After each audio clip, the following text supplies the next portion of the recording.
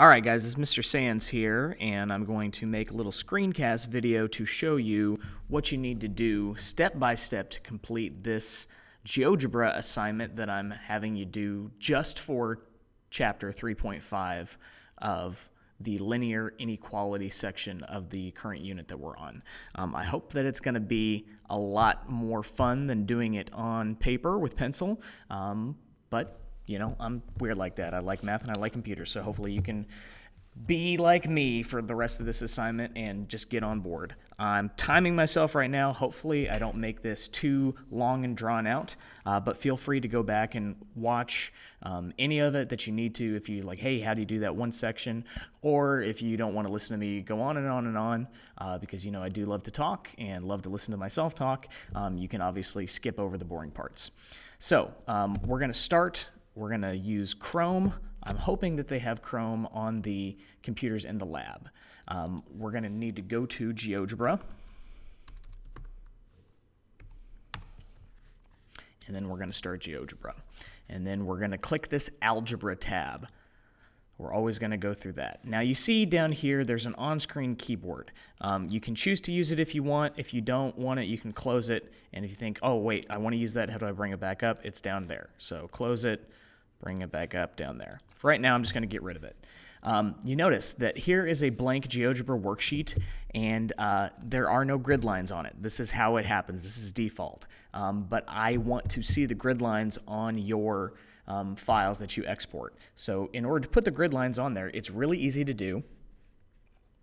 You click this little menu here with the colorful shapes and this icon that looks like grid lines. And then this one down here, that gives you the regular grid lines that we need.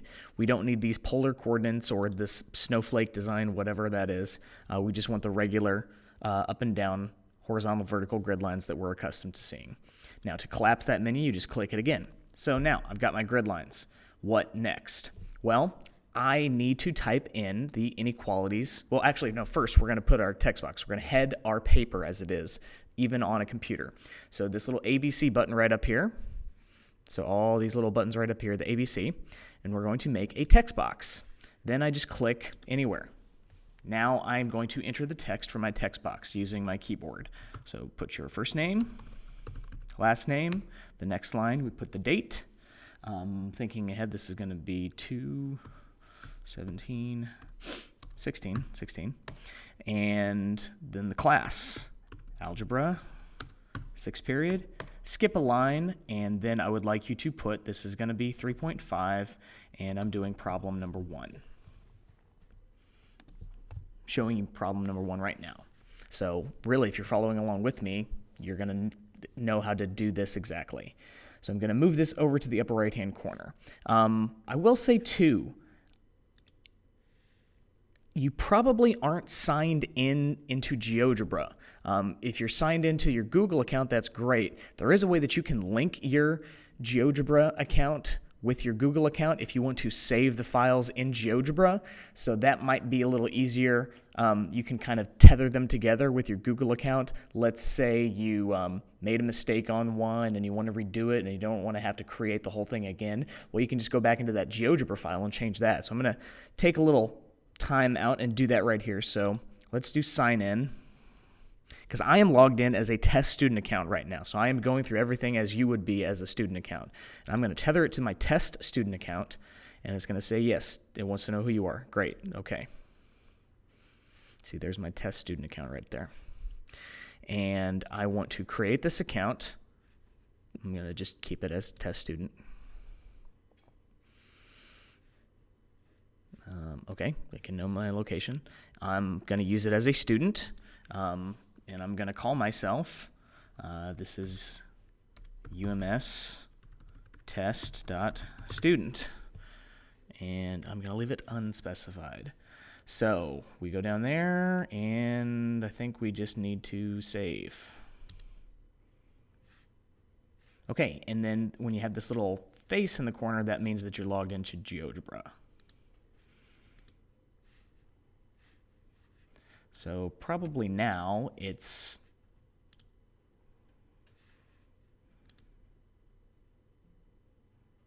we'll have to go back in to do it. Oh, okay. Nope, there we go.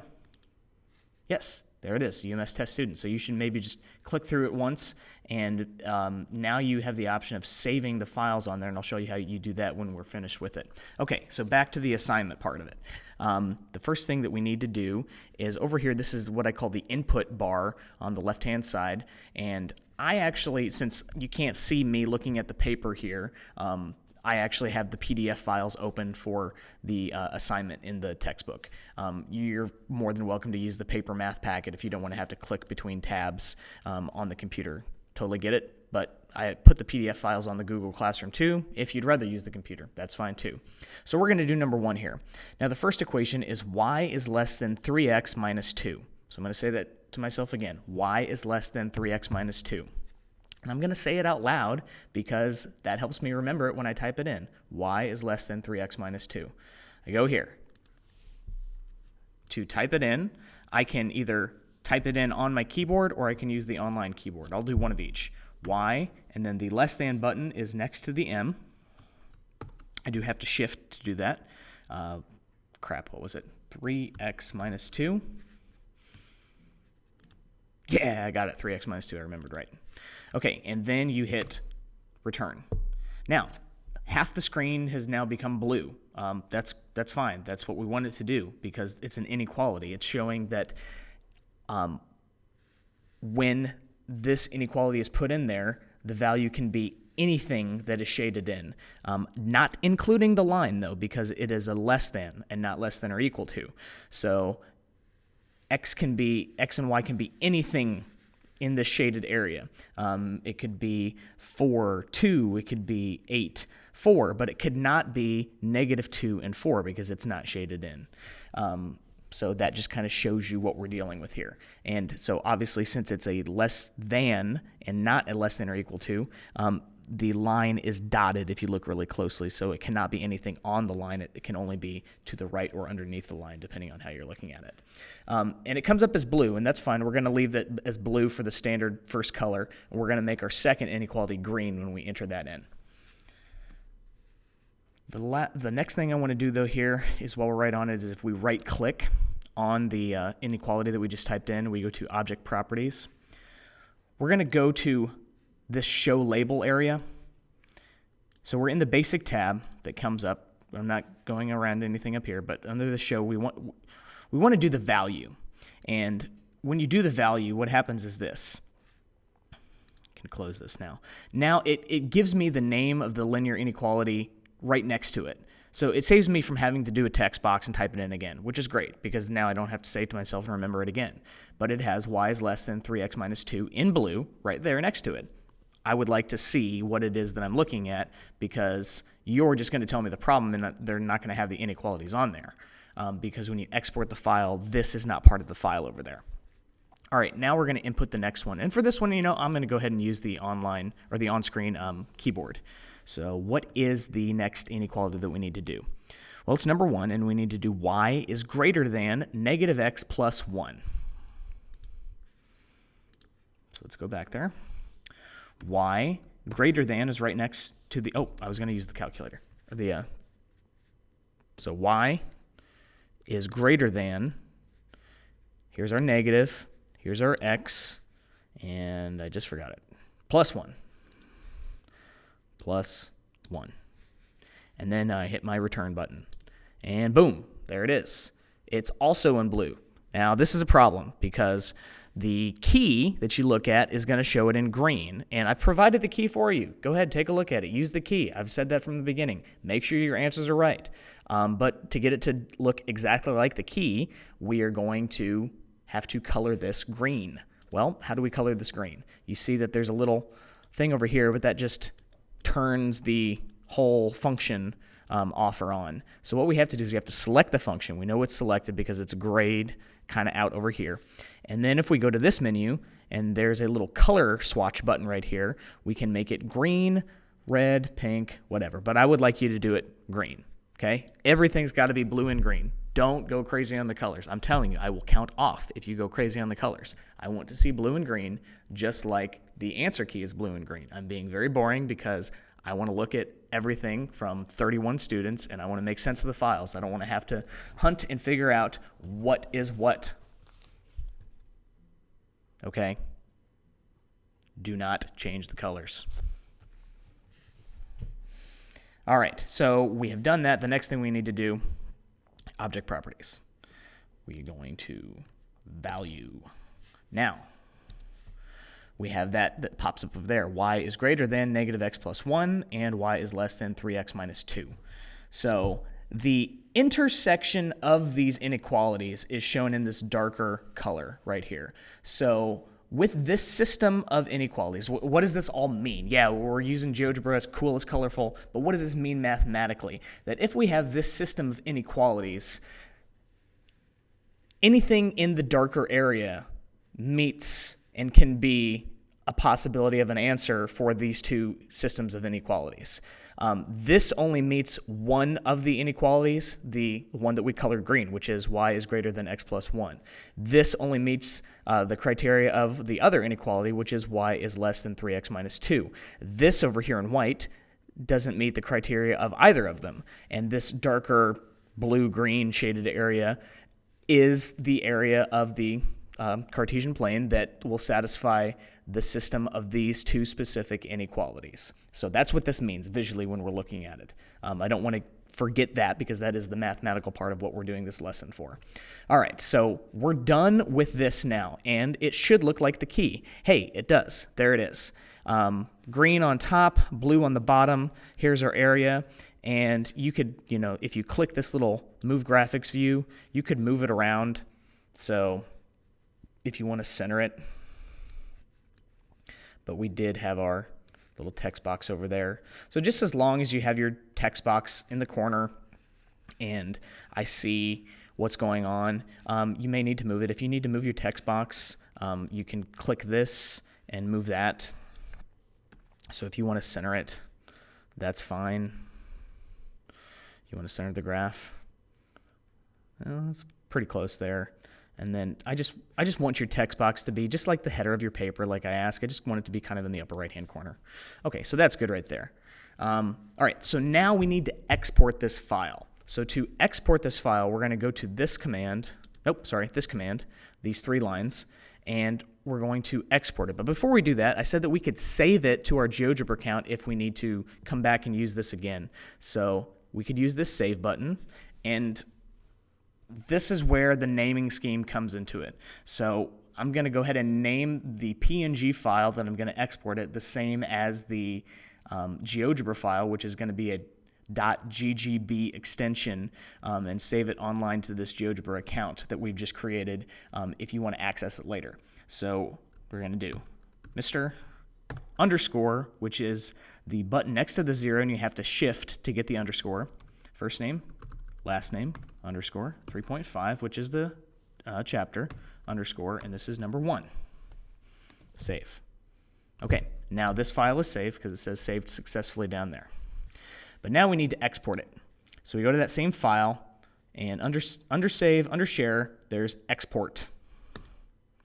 We want to do a PNG. GGB is the GeoGebra file. I'm not going to be able to see that very clearly on the Google Classroom assignment that I've created. So you need to go to the PNG, and you're going to name it again. Same naming scheme.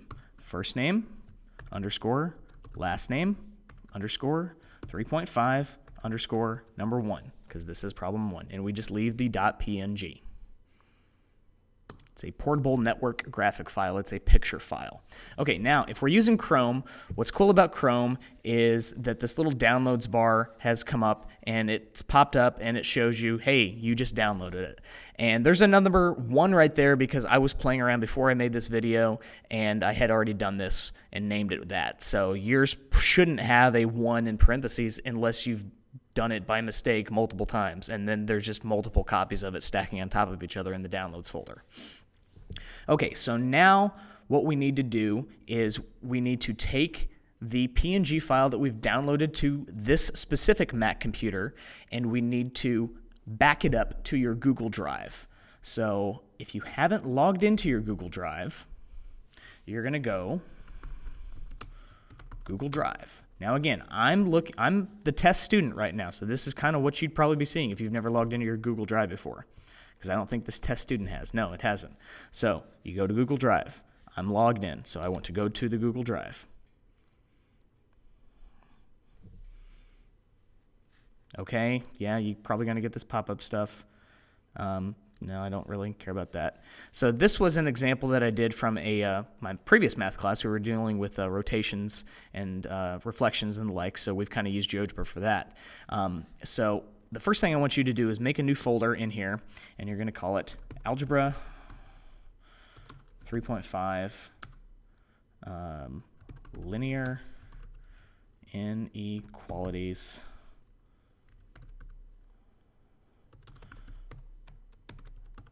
GeoGebra assignment. Okay, I'm really specific for a reason because it pays to be organized. So you can change your view here. You can have folders. You know, if you want to make this folder a different color, you know, blue for algebra or whatever, that's kind of my color scheme. But you can make whatever color you want. So then you click in there and you notice that it has no files. So we need to get the file that we just exported in here, so you're backing it up in your cloud. But the problem is right now it's only in the downloads folder on your specific computer. So we don't want it to live there. We want it to be backed up online in the cloud. So we go to New, and we want to upload a file. Now we need to go to, hopefully this should be somewhat similar to the computers in the lab as it is for my computer right here. You're going to go to your downloads folder, and if you're looking at it by date modified with most recent, your most recent one should be on top. So this is the one that I want, and I click it and I hit open, and it takes just a second, and there you see, and it gives you a nice little visual too because it's a picture file, that this is the file. And so if you click on it, double click it, you can look at it. Hey, it's got everything that I need. It's got my header up in the corner, it's got the two inequalities graphed, and it has them labeled in their specific and respective colors. Blue for this one, green for this one. Looks awesome. Okay, now we need to take this file and we need to attach it to the Google Classroom file, or to the Google Classroom assignment that I've created in our Algebra Google Classroom. So I don't think that I have gone to Google Classroom up here yet, so I'm going to go yet another tab, and I have Classroom. Okay, now this UMS test student account is located in two different classes. We're going to go into the algebra one because that's what we're dealing with. So the first time that I look at it, I've already logged into the classroom, so it says that I'm a student in the classroom. Here is the assignment. All the words are on there. Here's the Google Doc with the written checklist if you need the things written out and you want to go by that, and the video doesn't help you. You can go that. Here's the two PDF files that I was telling you about. So we want to open this assignment. Okay, so now your work. You can add files this way. You need to click Add, and you're going to add a file from your Google Drive. And you're going to go into this folder, and here is the file that you're going to add. You double click it. After a few seconds, it pops up and it shows it here, and it will show the file. This one, again, it has that extra one because it was a duplicate that I did. So now you can do that. You can continue to add files throughout the day, and then I would recommend at the end of the day, or if you're going to go home and do this at home, you can do it at home because, I mean, it's all online. The key is making sure you back up your files to your Google Drive, because if you just leave the files on the computer at school, you can't really attach them at home. So that's why I'm having you back it up. There is a method to my madness. Realize that. Okay. So for this sake, I'm just going to say it's the end of the day. Hey, I got my one. I'm good. I think I know how to do it, and I can do the rest at home or another couple days in class. So I hit Turn In. And then it says one attachment will be submitted, and you turn it in. And I think once you turn it in, you're not able to add any more unless you unsubmit it and then you can add more files. So if you've turned it in, it'll kind of put a little flag on my account as the teacher, and it'll say, hey, these students have submitted some files. I can kind of quickly look through those files. I can look and make sure that everything looks good. And keep in mind, you can look at the key yourself and make sure that your pictures look good, but I could give you some feedback and say, hey, you forgot to put your text box up in the upper right-hand corner, or you forgot to label the inequalities, anything like that. So little things that could cost you a few points here and there, I could give you the heads up and say, hey, you need to go back and redo that. And then that would allow you to fix those and get full credit for it, because no reason that everyone can't get 100% on this. Okay, I think this is about all I wanted to cover. The only thing left would be, let's see what we need to do. So I'm going to go ahead and turn this in again. All right, now I'm going to get out of Google Classroom. I'm going to get out of the drive. I'm going to get out of GeoGebra. And, okay, I'm going to say leave this page, close. I'm going to close everything, and I'm going to say, all right, so let's imagine that I had typed in something wrong in the text box. So rather than going into GeoGebra, doing the whole file over again, having to add the grid lines and all that stuff, if I had saved the file in the GeoGebra account that I created and tethered to my Google account, I should just be able to open that file and make a quick change. In theory, this should work. Let's see if it does. So I'm going to go to GeoGebra, and I'm still logged in because it has the face up here.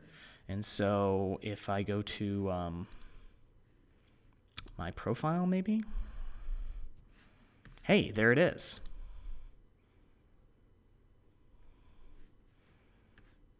And if I want to open it,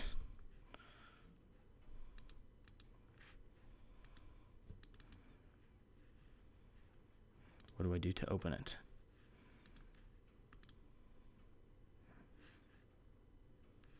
View worksheet. Okay, that'll give me that view.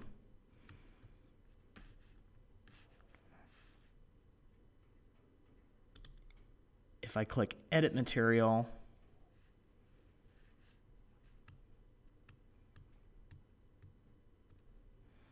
well, okay, maybe I might have to play around with this a little bit more, because I'm not quite sure how to get it in there to open that GGB file. Because I can kind of play with it a little bit here. You know, I can show and hide those. I can turn my text box off and on, but I can't get it back in the full window. I think maybe, unless, here's the only other thing I can think of. If we go into GeoGebra and we start GeoGebra and we go into our Algebra tab, and then maybe we open the last file that I created. Hey, that's how we do it. Okay, so you have to go into GeoGebra, open it from this command, and then you can get access to everything. And let's say, okay, yeah, hey, dude, you know, you didn't put the date in your text box. Let's say I didn't have a date. It's like, oh, okay, so I got to go put that in and put that line in there. Great, looks good. That's actually too many lines.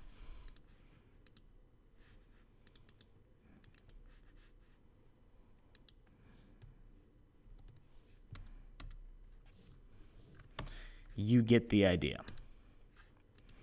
Okay, hopefully that gives you plenty of information on this video to tackle this assignment. I was specifically slow and talked through everything that I did so you could reference it, and if you need to look at other parts again, you can obviously fast forward through the boring parts, or I don't need to see how to do that again. How do you do this part again? So hopefully this will help you. You can use it as much as you want it at school and at home, and just don't put it on YouTube and make fun of me for doing it. All right, have a good one, guys.